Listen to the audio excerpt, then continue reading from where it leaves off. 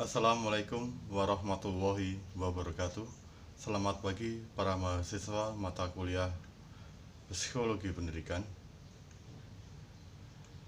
Pada pertemuan kali ini, saya akan menyampaikan materi tentang kecerdasan. Kita akan berdiskusi mengenai konsep intelijensi, beberapa kontroversi atau perdebatan tentang penggunaannya yang dilakukan oleh para pendidik atau para guru, dan saya akan menyampaikan tipe-tipe kecerdasan. Baik saudara-saudara, mungkin sekarang ini masyarakat mempunyai persepsi, hampir semua orang menyetujui bahwa kecerdasan atau orang cerdas adalah orang yang memiliki kemampuan secara baik dalam menjelaskan berbagai persoalan di bangku sekolah, terutama di pelajaran ilmu berhitung atau matematika. Bukan hanya di bangku sekolah saja, pemikiran yang sama berkembang secara luas di masyarakat, di mana kecerdasan itu hanya identik dengan kemampuan akademis yang mumpuni dari seseorang saja. Kalau jujur, jika ditilik lebih luas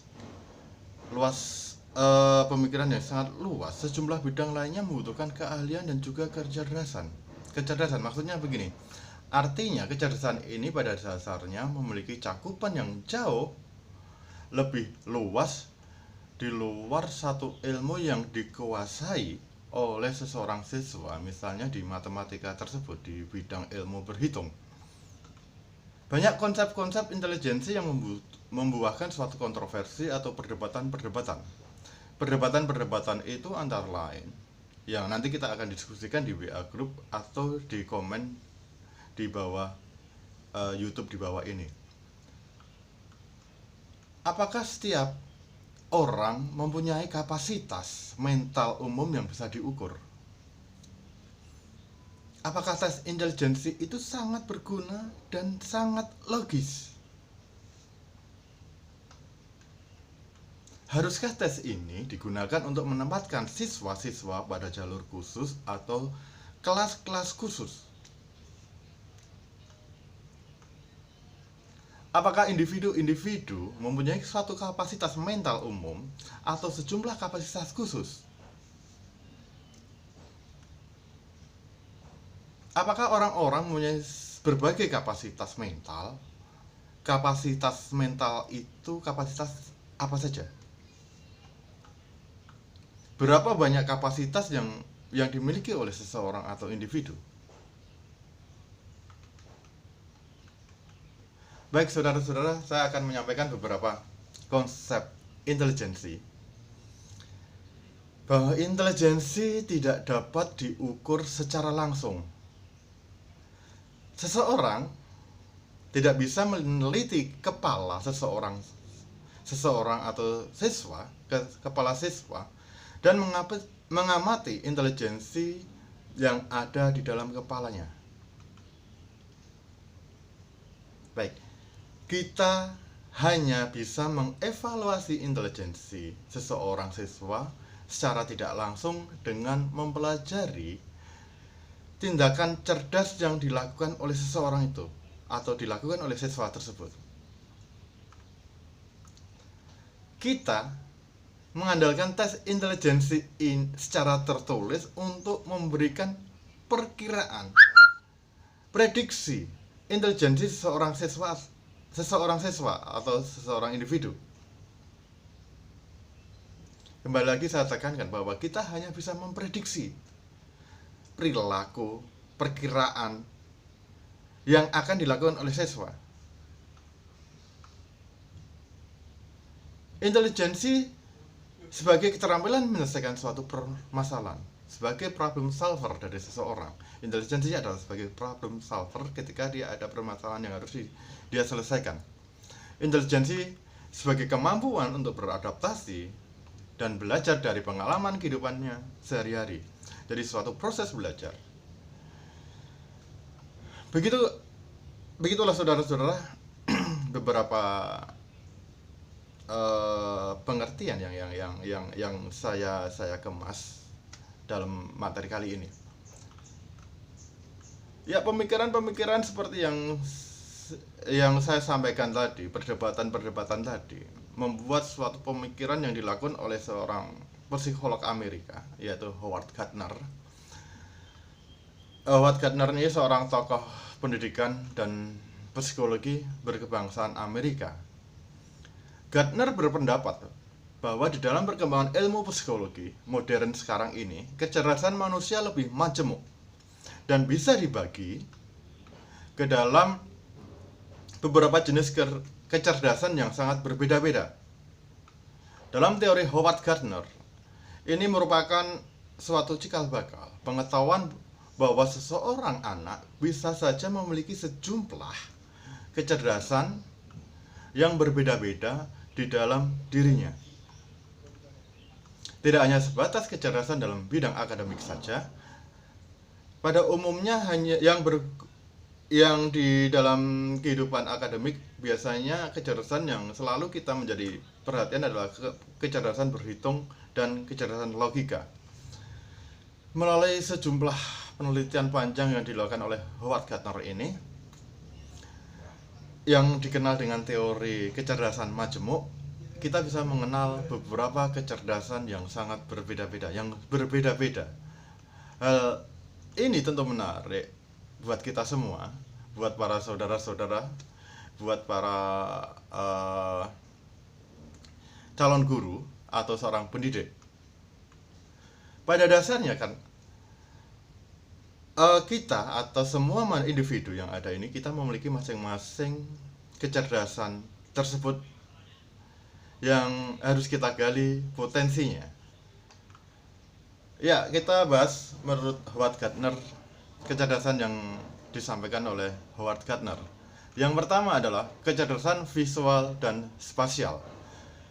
Kecerdasan visual dan spasial ini berhubungan dengan kemampuan untuk melihat dan mengenali objek atau dunia tertentu secara akurat, menggambarkan atau mengubah objek atau dunia tersebut ke dalam bentuk-bentuk yang diinginkannya. Tipe kecerdasan yang satu ini akan membuat seseorang memiliki kemampuan yang baik dalam menghitung range, jarak, volume, pola, yang juga berbagai detail lainnya dari sebuah objek atau benda tersebut. Yang digunakannya untuk menggambarkan atau membuat sesuatu yang berhubungan dengan objek tersebut. Pada umumnya kecerdasan seperti ini akan dimiliki oleh seorang pemahat, seorang pematung, pelukis, dan lain sebagainya. Yang kedua adalah kecerdasan naturalis. Kecerdasan naturalis merupakan kecerdasan yang dimiliki seseorang untuk memahami lingkungannya dengan baik, terutama berkaitan dengan keberadaan dan kebutuhan makhluk hidup di sekitarnya, makhluk hidup yang dia butuhkan, yang di lingkungannya, selalu berhubungan dengan makhluk hidup lainnya. Kecerdasan yang seperti ini pada umumnya akan dimiliki oleh pakar biologi atau pecinta flora dan fauna, seorang riset yang inovator dalam genetika dan lain sebagainya. Yang ketiga adalah kecerdasan musikal. Kecerdasan musikal yang dimiliki oleh seseorang akan membuatnya memiliki suatu pemahaman yang baik di dalam membedakan dan mengenali suatu bunyi atau suara. Individu yang memiliki kecerdasan ini lebih peka terhadap nada, melodi, atau bahkan berbagai bunyi lainnya yang berirama. Pada umumnya, kecerdasan musikal ini dimiliki oleh individu yang bekerja sebagai seorang pemusik, seorang dirijen, komposer, dan seorang penata suara di suatu seni, teater, dan lain sebagainya, atau profesi yang berbagai bidang berhubungan dengan musik itu sendiri. Berikutnya adalah kecerdasan logika matematika. Kecerdasan logika matematika ini merupakan tipe kecerdasan yang paling banyak dan umum yang kita jumpai di lingkungan kita. Karena apa? Kemampuan matematika dan juga logika seseorang sering menjadi tolak ukur sebuah kecerdasan. Hal ini telah dimulai sejak seseorang individu mulai belajar berhitung sampai ketika menempuh pendidikan di lembaga formal seperti sekolah dan juga di perguruan tinggi. Kecerdasan logika dan matematika pada umumnya dimiliki oleh seorang akuntan, ahli ekonom, akuntan, ahli mesin, dan lain sebagainya. Berikutnya adalah kecerdasan eksistensial. Kecerdasan eksistensial ini berhubungan dengan kemampuan untuk memahami dan mengetahui berbagai hal yang terdapat di dalam kehidupan ini. Hal inilah yang kemudian membantu seseorang untuk bisa mengolah dan mencari berbagai alasan tentang banyak hal di dalam kehidupannya.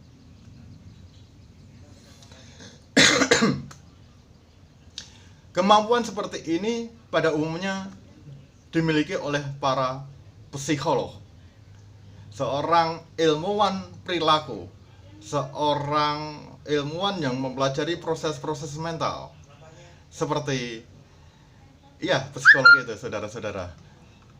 Kecerdasan berikutnya adalah kecerdasan interpersonal. Kecerdasan interpersonal ini merupakan kemampuan akan membuat seseorang dapat memahami berbagai kebutuhan serta perasaan orang lain yang berada di sekitarnya. Kemampuan seperti ini tentu akan membantu seseorang untuk bisa memiliki sebuah tindakan sosial yang sehat dan lebih terarah. Pada umumnya, kemampuan ini akan dimiliki oleh seseorang yang bekerja di bidang sosial, di pelayanan masyarakat, dan lain sebagainya. Berikutnya adalah kecerdasan kinestetik jasmani.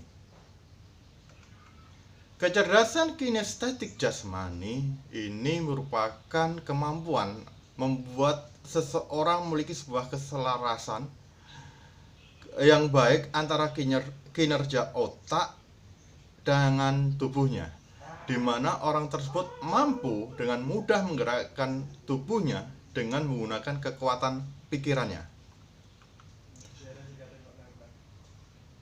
Kecerdasan kinestetik jasmani ini juga dapat membantu seseorang untuk bisa lebih lihai dan terampil dalam menggunakan alat atau objek tertentu yang begitu familiar dengan kesehariannya. Kemampuan seperti ini pada umumnya akan dimiliki oleh para atlet, pengrajin, penari, dan lain sebagainya. Masih ada beberapa kecerdasan.